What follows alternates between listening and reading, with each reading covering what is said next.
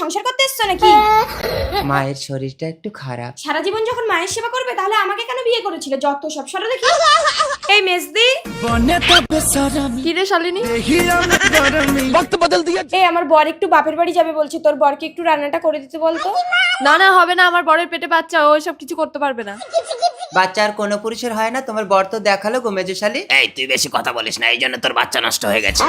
এই দাঁড়া দাঁড়া, তোমরা ঝগড়া করো না, আমি বড়দিকে ডাকছি। এই বড়দি, কি রে শালিনী?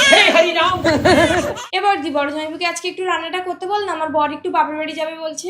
না না আমি পারবো না, আমার বাচ্চা ঘন ঘন দুধ খায়। কে কার দুধ খায় সে সবাই জানে। নিশ্চয় তুই তাহলে খাস, না হলে বলছিস কেন? চুপ করো না। তুই খাস, তুই আরে হাত থাকতে থাকতে তোমরা মুখে এত কথা বলো? তুই খাস। এই দাঁড়া দাঁড়া, তোমরা ঝগড়া করো না, পাশের বাড়ির বরগুলোর কোনো গলা শোনা যাচ্ছে? হ্যাঁ হ্যাঁ, আমি তো খারাপ আর অন্য পুরুষ তোমার কাছে ভালো। রাহুল, আমি তোমার ঘর করবো। যা যা, তোর মতন কত ছেলে আমার পাত ধরে ঘুরঘুর করছে। হ্যাঁ ছেলেটা তো সস্তা না, মুড়ি খাবে আর ঠোঙা ফেলে দেবে।